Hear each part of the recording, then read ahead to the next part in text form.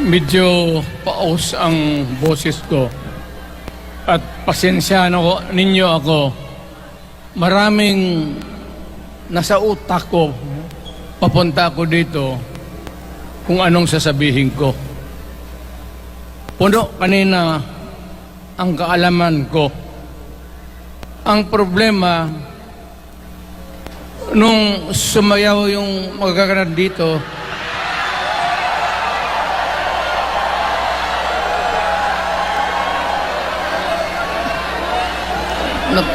nakalimutan ko. Matanda na rin kasi ako. Ano ito? Meeting de avance? Alam mo, nung unang panahon, wala naman tayong kamuang-muang, wala naman tayong kalaban, wala namang nagagalit sa atin. Pumunta ang Espanyol at inagaw ang ating lupa, hinirang. For 400 years, nagtiis ang Pilipino, subjugated by foreigners. Then, during the American and Spanish War, natalo ang Espanyol at napunta ang ating bayan sa Amerika. Anak ng grabe ang tiis ng Pilipino, yung mga lolo natin, kung gaano na lang sila pinahirapan.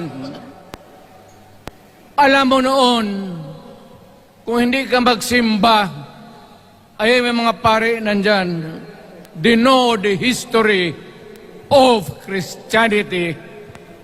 Alam mo noon, kung hindi ka magsimba, 10 palo sa katawan mo. You doubt my... Ayan si Father Ibasco, Chief of Staff ko sa City Hall. Siya yung NPA leader doon sa Libungan, may plenum ang komunista. Itong mga sundalo natin, nandito sa harap ko, nahuli yan si Ibasco. At ako naman ay fiscal noon, pumunta ako sa Katitipan para i-administer ko yung oath niya, yung statement niya kung totoo o hindi. Pagkatapos noon, sabi ng mga sundalo, Piskal, papatay namin itong 2 pare. Father Tison Waray, pati si Father Ibasco. Bumaba yan sila sa Visayas para makigsapalaran sa NPA. Sabi ko, wag, kasi pare yan. Puta, alam mo, ang Diyos nandyan eh. Kung ito lang naman ang prinsipyo, ideolohiya, hindi naman kriminal yan, kidnapper o pusher. Sabi ko, kulungin na lang ninyo. So, sa matagal na panahon, sulat siya ng sulat kay Cory. Eventually, na-release yan sila lahat, pati na ang asawa nila Quintanar, yung mga komunista, mga Esparo, nanggaling dito at naging uso sa buong Pilipinas, yung pagpatay. Wala.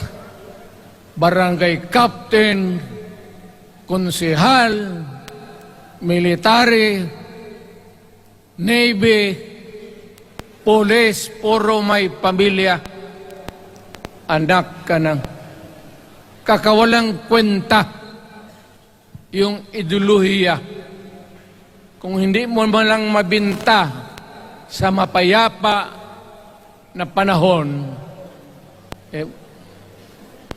so kinuha ko siya Chief of Staff, tapos umuwi siya sa Bohol, naging governor. Pare ito. Nandito siya ngayon, kasama tayo, at maraming salamat. You guys from other parts of the Philippines nagpunta rito para lang makipag-duyog sa Bisaya, sumama lang sa ating, kung sabay tunong sa Tagalog, yung ating, the purpose of why we are here. Wala akong, no longer in politics. I am not a candidate. Nahirapan nga ako mag-akyat ng hagdanan. I am 80 years old. Hindi, 79 lang, pero hindi binibilang yan eh. Sabi malas daw. Sabi ng asawa ko, 80 na ako. O, sige, 80 na. Pero nung lumabas itong People's Initiative, okay man yan. Abogado ako. There are 3 ways of amending the Constitution. Mag-constitutional convention, mag-election tayo sa political districts ng representante para sa assembly to convene there and propose changing or modification of our Constitution. Itong People's Initiative, pati itong Congress, they would convert the Congress into a constituent body and propose the Constitution. Alinman dyan sa lahat, it will be submitted to the people for ratification. Ang problema dito, ako, Mr. President, Ma'am Lisa Araneta Marcos, hindi ninyo ako kalaban. Wala akong sinasabi ng masama. Hindi lang ako makakampanya noon. Alam mo, iniiwasan ko ito. Itong panahon na ito talaga ang iniwasan ko kasi mapipilitan ako ngayon magsalita laban ng mga tao sa gobyerno. Alam mo, Mr. President, hindi ako maghingi ng tawad. Kagawan mo yan eh. It is your responsibilities sa sarili mo. What you do in this world binds you. Iyo yan. Huwag mong sisihin ang ibang tao kasi sarili mong utak at katawan yan.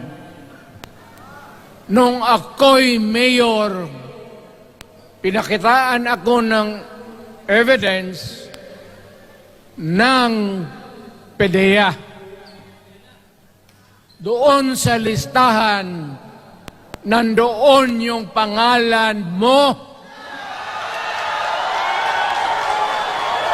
Ayaw kong sabihin yan kasi magkaibigan tayo. Kung hindi magkaibigan, magkakilala.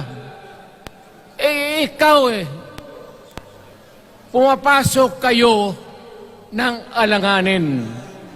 Mr. President, baka susunod ka sa dinaanan ng tatay mo.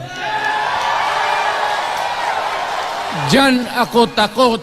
Ayaw ko mangyari sa iyo yan.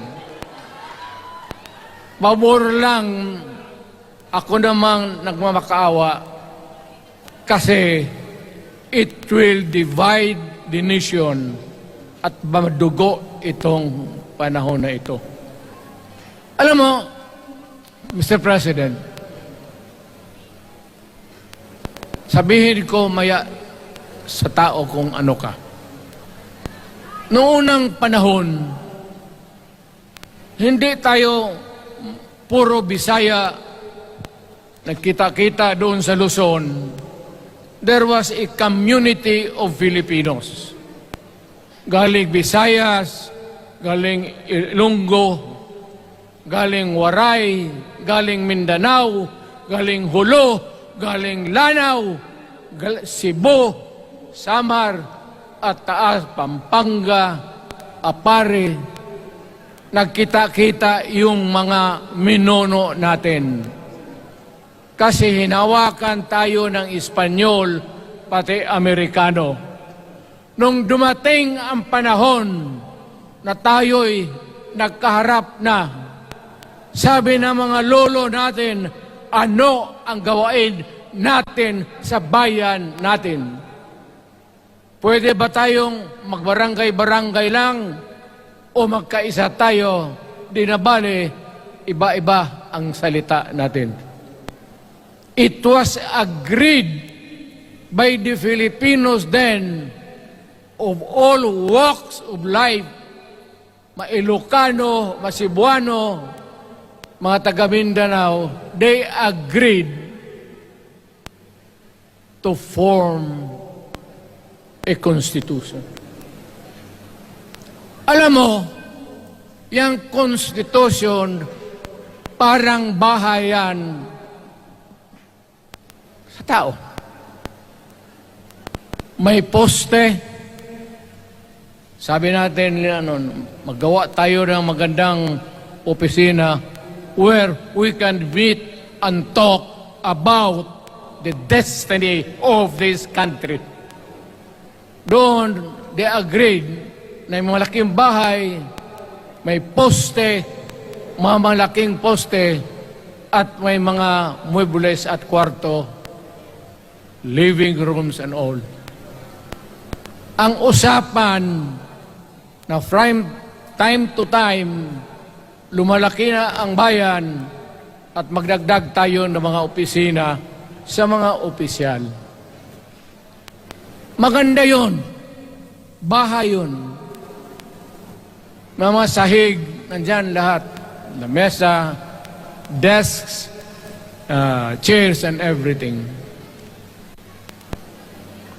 Wala tayong pinag-usapan na sirain yung bahay na yun. It was intended for posterity at inabot sa atin yung konstitusyon na yan. Although it was amended and modified, but it is still the fundamental law since 1935 hanggang ngayon. At what keeps in Ilocano, Bisaya, Waray, Moro, bakit tayo nagkaisa?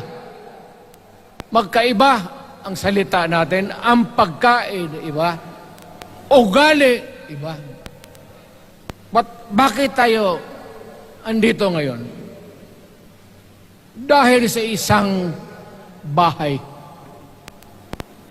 Yung bahay na yan, yung papel, the Constitution. Ngayon, ang Constitution is supposed to be a permanent thing. Ang batas na binigay ng Constitution sa Congress, sa lawmakers, they can make laws every day, modify, change it if they want, every week. Okay lang yan. Huwag ninyong pakialaman ang Constitution kasi yun ang bahay opisyal ng Pilipino. Anak ka ng... Bakit pumasok sa utak ninyo yung People's Initiative? Anong nakain ninyo? There's nothing wrong with the Constitution right now. The environment in the Philippines seems to be positive, okay. Wala namang problema. Araw-araw, nakikita tayo. Punta Maynila, marami akong kaibigan, mga brad ko, mga classmate ko. Okay ang buhay natin. But suddenly, nandito yung People's Initiative. Alam mo, sa umpisa pa lang, nagdududa na ako. Bakit? People's Initiative manggaling sa tao. Dapat yan galing sa mga purok at doon sa barangay at doon sa DILG, ipasa nila sa syudad, sa probinsya at sa national office. Dito mga congressman,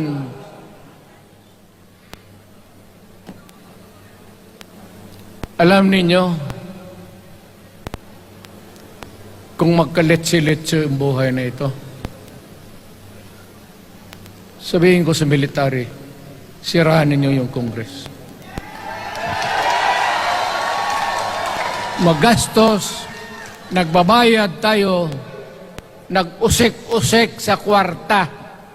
Sige pamayad para People's Initiative. So, what is the motivation? Galing ba sa puso ng tao yung pinipirma niya? Hindi yung pirma niya yung petition para ito, kaming nagsipirma dito, pumayag na merong pagkaiba ngayon sa Constitution. Pirma lang, pati pera. Anong klase yung putang inang yun? Ganon na lang ang tingin ninyo sa Pilipino.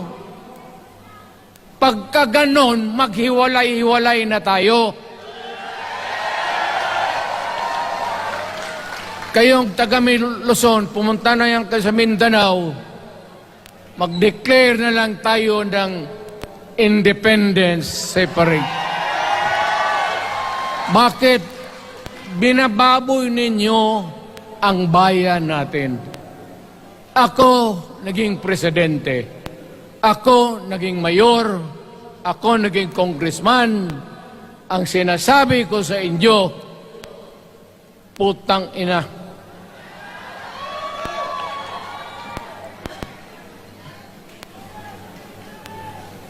Malinis to. Baka ihi mo ito, ha?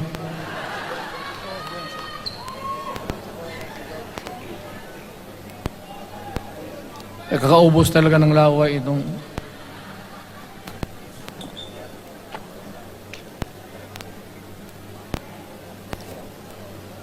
What do you expect the national government, particularly ang Malacanang? Anong gusto ninyong response? Niwala kayong mga seminar na ganon. You never educated the Filipino people.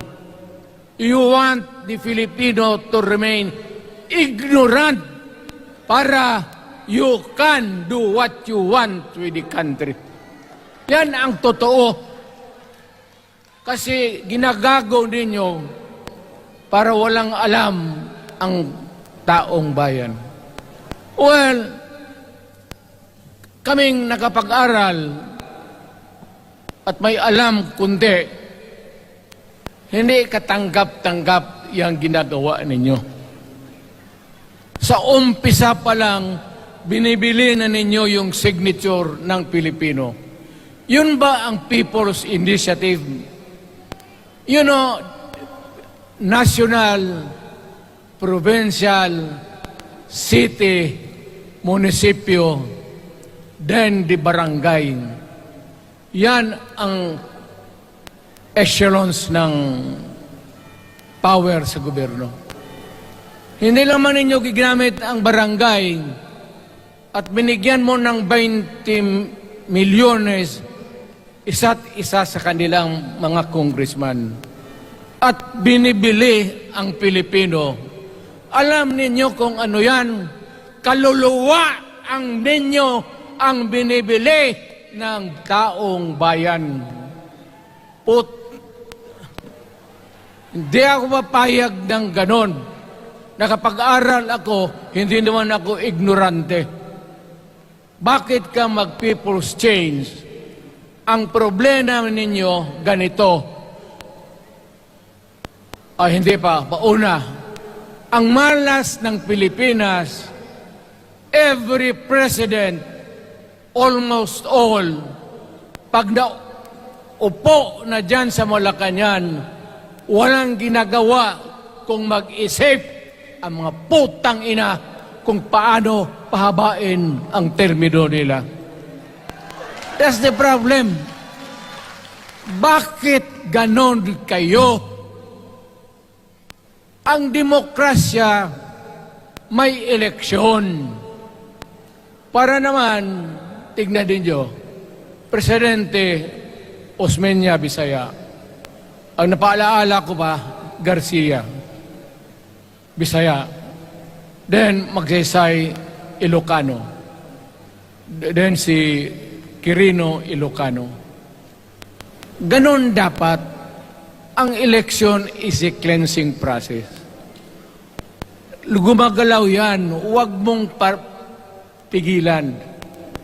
Ngayon, kung ikaw nandyan, naupo ka, you stop the process of governance, hintuin mo, kasi pahabain mo ang termino, gusto mo.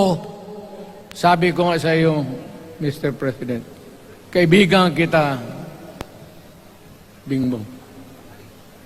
Pag pinilit mo ito,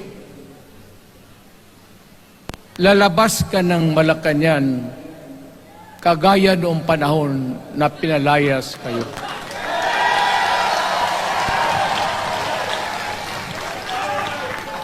Alam ninyo, kung hindi na talaga ito mapigilan, nandyan ang military pati polis, makinig kayo. Pag-aralan ninyo kung ano yung pinapakain nila sa taong bayan. At pagka nakita ninyo kung ano ang mali, you correct it. Nasa inyong kamay na yan. Ganito yung plano. Presidential, tapos parliament. Ang presidential, lahat kayo, ako, ikaw, lahat, hanggang doon, nagboboto, direct vote to elect a president. Itong parliament, prime minister lang ang magboto, yung mga assembly who are the congressmen now. Putang ina ninyo, wala akong tiwala sa inyo. Wala kayong prinsipyo, bukang pera kayo lahat. Yan ang totoo. Kaya gusto ko, pag nagka-letse-letse nga pumasok ang military, palitan ninyo lahat. Arestuhin ninyo kasi nagsasayang ng pera at yung ginagastos nila is a fraud, swindling ang ginawa nila. You must account for the wasted money, for the money that you bought the signature of a Filipino. Bribery.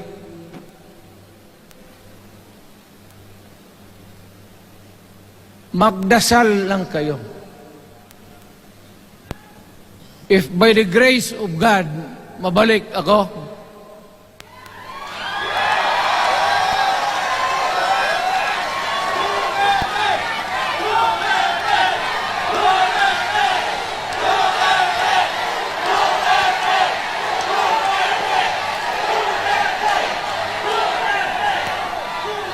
milagro lang naman yan, hindi ba yan totoo?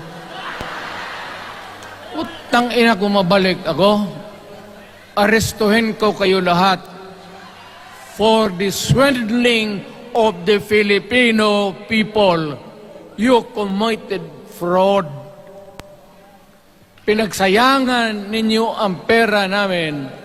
People's Initiative does not involve buying the vote or the signature of the Filipino. Talagang mga wala kayong prinsipyo, mga putang ina ninyo. Yun daw, baski ano ka, diyan katagal akong, yan o. Yung sa likod ko, umupo ako diyan. Vice Mayor ako. Diyan, Mayor ako, pinakamatagal. Naging congressman ako. Presidente. Kayo, nagpasok sa Congress, eleksyon, nanalo, Seiko. So parang ganito, yung mga, para sa mga balaga, pati lalaki. Pasok niyan, Seiko. Paglabas niyan, pagkatapos, Rolex na. Pumunta ng Malacanang, nakatamaraw, paglabas niyan, nagka-Mercedes-Benz. Busog kayo lahat. Tingnan ninyo yung mga bahay noon ng mga congressman at tingnan ninyo ngayon kung ano kayaman sila, lalo na yung mga bahay nila sa Maynila.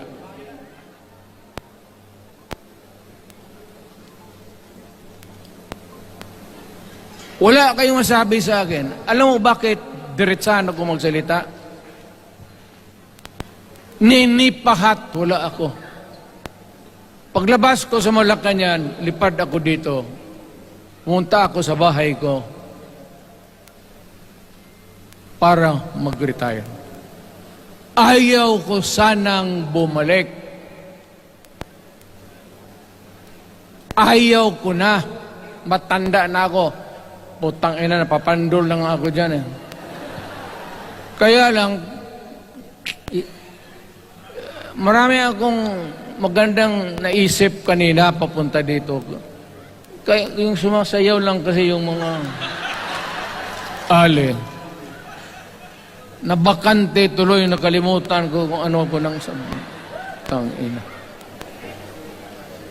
Huwag kayong magpaloko.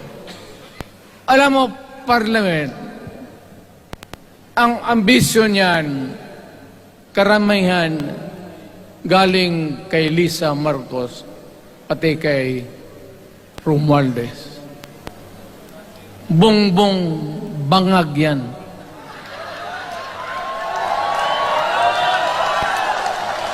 That's why sinasabi ko na sa inyo ngayon, si Bongbong Marcos bangag noon, ngayong presidente na, bangag natin ang presidente. Kayong mga military, alam ninyo yan. Lalo na yung nasa Malacanang. Alam ninyo. The Armed Forces of the Philippines, alam ninyo. May drug addict tayo na presidente, putang inang yan. Ayun ang, bakit ako nagkaroon ng kaso ng ICC? Sabi nila, pinapagpatay ko raw yung mga drug pusher at drug addict. Mabutit na lang, wala na ako sa pwesto, baka kasali ka pa. No, Mr. President, pinilit ninyo kami. Kayo yung sa Bisaya, kinikitoy mo yung Pilipino. You are testing the waters. Not even. You are, pushing to the limits ang pasensya ng Pilipino. Wag na wag mong gawin yan. Huwag mong gawin dyan, huwag mong ituluyan, kaya magkagulo. Pag hindi namin napilitan kayo sa mga rallies, sa aming mga boses, ang sentimento namin, ako'y Sinasabi. Sinasabi ko sa military, nag-hemorrhage ang bayan, gastos dito ng gastos doon. Tapos kung mag-speech, ang pinag-usapan ang putang inang pobreng Pilipino. Gastos dito, gastos doon. Mga military, maawa kayo sa bayan. Pag hindi namin kaya, gawin na ninyo. Gawin ninyo, kawawa ang Pilipinas. Alam mo, presidente, tapos mag-parliament, tumatakbo ng assemblyman o congressman niya si Sandro, tapos ipasok nila sa assembly, gawain nilang prime minister. Yan nga ang sakit ng Pilipino. You want to perpetuate yourself in power at the expense ng buhay ng bayan. Mabuti sana kung bright kayo.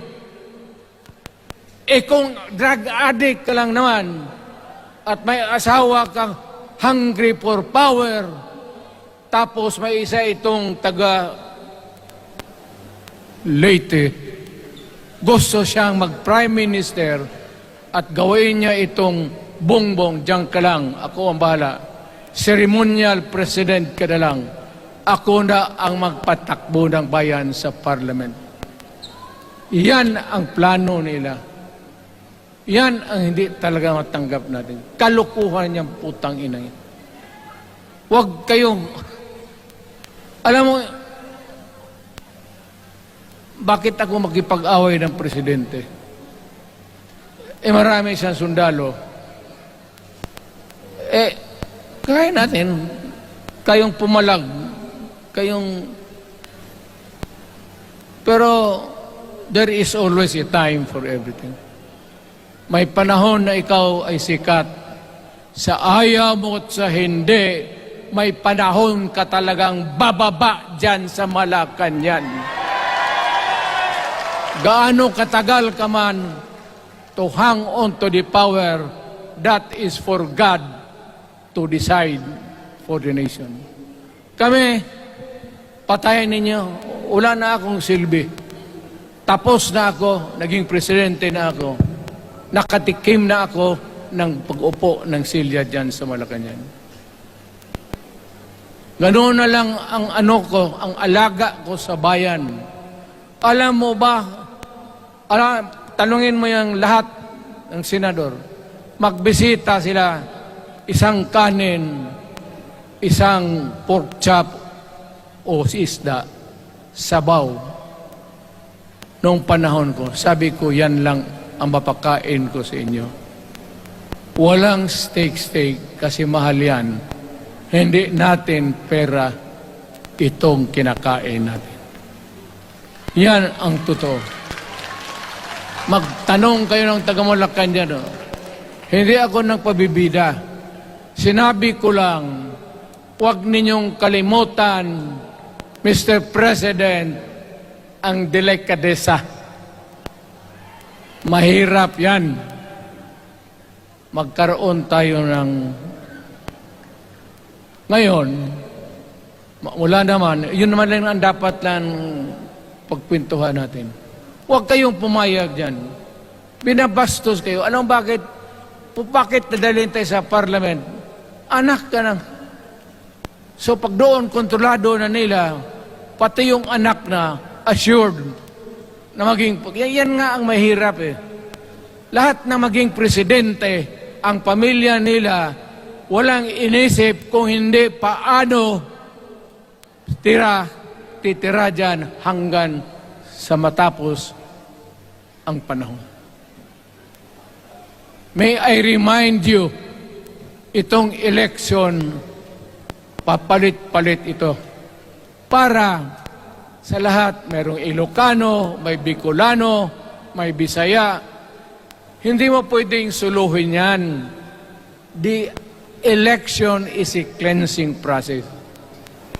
It does not,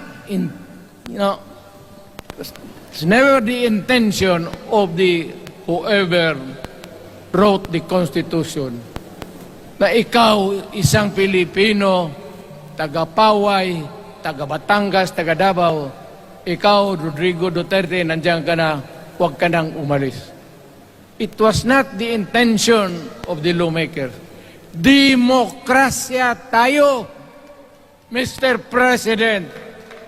Huwag mong kalimutan na isang term ka lang pagkatapos bababa ka na.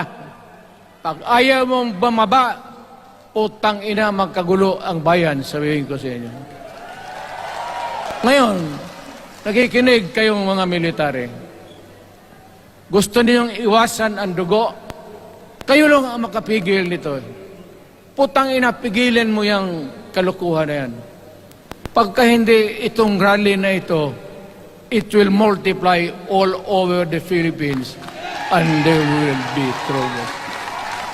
Kami, ako ang nauna kasi galit ako. Dumaan ako ng presidente. Not even for a minute did I think or was thinking of extending my term even for one day. Nung natapos ako sa araw na yon, bumaba ako, sumakay ako, lumipad ako dito sa Davao. Ikaw, Mr. President, hintayin mo yung 6 years, kalimutan mo na yung kay Romualdez, kasi yan ang magpahamak sa iyo. At maraming magagalit sa iyo, pati na ang militar. Kaya hindi na ako magtatagal. Yun lang ang dasal ko. Reject. Protect the Constitution. I am calling now the armed forces and the PNP. Protect the Constitution. Trabaho ninyo yan. Huwag ninyong kalimutan. Kami, inyong dapat, you should worry about the nation. The millions of Filipinos. Huwag kayong mag-isip lang ng isang pamilya. Putang ina. Ilagay ninyo sa utak ninyo yan. Bahala kayo. Balang araw, magsisihan. Pero kasi umuulan naman, hindi ulan. Hindi, shower lang yan doon sa Malacanang, ginagawa nila, pasirit doon.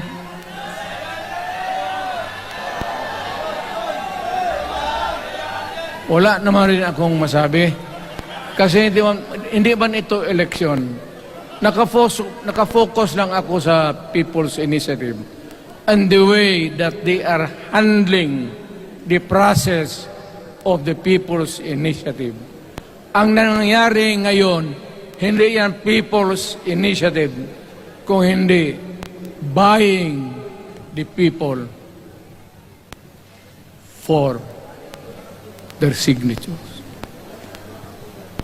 Pag-umpisa pa lang, bayaran na. At maniwala ka ng konstitusyon, lalabas yan maganda. Kung pira-pirahin lang tayo. Balang araw, wala na ako sa buhay. Maybe 10 years, 5 years from now. You might want to change some provision. Yung sabi nila, the usual excuse is economic provisions lang ang aming pakialaman. Putang ina, huwag kayong maniwala dyan sa mga yawa na yan. Puro kasing sinungaling ang mga ulol. Alam mo, pag nagtawag ka ng Constitutional Convention to People's Initiative or when you open the Constitution, hindi mo pwedeng limitahan ang powers na yan. It's unlimited. Kung ano ang gawain nila at kung ano ang utos ng may pera, kung bayaran sila, ipagbili talaga tayo. Ipauhanin na lang ako, nagkangi ako ng may mga congressman dito. Ito yung matitino. Nandito si Congressman Alvarez. Pumunta talaga siya. Hindi man kasi niya ako hinayaya. Kapupunta sana ako ng Tagum. Para lang ako galit talaga. Bakit po putang ina? Sige. Bakit? Bisaya pa makumutan ko na imong naong. Magharap ka sa akin, ganoon ko yung mukha mo. Bakit? Bakit bigyan mong problema ang Pilipino? Ano ang kasalanan ng Pilipino at gumagastos kayo, binibilil milyon ng milyon, kayong mga congressman, putang ina, istapa yan. Swindling yan. Kaya sabi ko, by stroke of fate, nabalik ako dyan sa Malacanang, kayong lahat, kagaya ng Marcelo, ng tatay mo, Bongbong, kayong lahat, congressman, nandoon kayo sa Krami. Ipasok kayo ng 2 taon para leksyon ninyo. Hindi ka maleksyon ng kalukuhan ninyo. Wala. Hindi pa nga naayos ang kati. Ano bang, what's wrong with the Constitution? Tell me. Kung hindi yung inyong ambisyon. The real purpose itong constitutional changes sa People's Initiative is really to perpetuate those who are in power. Yan na lang ang ganyan ninyo. Marami akong sabihin, maybe kung patayin nila ako, putukin yung eroplano, wala na tayong magawa. Ngayon kung sino, alam mo na kung sino, yung sa Malacanang, yun ang aristuhin ninyo. Sila nag-umpisa ng kaguluhan ito. Ladies and gentlemen, I am very thankful na nandito kayo, mga Tagalog, Bisaya, at taga-Maynila. And I hope that we will continue to love our country. Magbigay sila na pera, tanggapin ninyo, pera ninyo yan. Hindi ba ninyo na sa isip ninyo, bigyan kayo ng 1,000, 100, tanggapin mo, pera ninyo yan. Pati yung sa bulsa nila, kinakain nila, at pinagbili ng bahay kung saan-saan, pera ninyo. So, make sure na bago kayo lumabas lang naman sa mundong ito, may panahon lahat, mamatay tayo. Mag-iwan kayo ng isang prinsipyo. Sabi ninyo sa mga anak ninyo, tinanggap ko yung pera kasi pera natin ito, ibili natin pagkain. Pero yung prinsipyo natin, huwag natin ipagbili. Yan ang iiwan mo sa mundong ito para sa mga anak ninyo. At yan ang dadalhin mo sa langit. Pagka sinabi ni San Pedro, anong nagawa mo? May ginawa ako para sa bayan. Tapos magsabi sa San Pedro, ano pa? Yung mga ibang bagay na ginawa mo, mga kasalanan, mga kabit, ganon. Sabihin mo kay San Pedro, San Pedro, nandito ako sa langit para makipag-isa sa Diyos.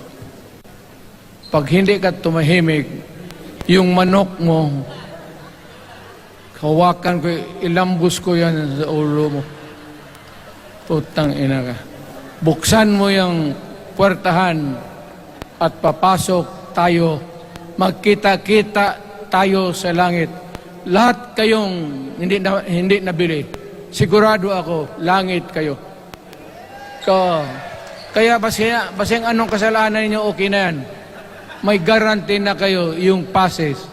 Mahalaga yan as a matter of principle. Prinsipyo sa tao. Maraming salamat po.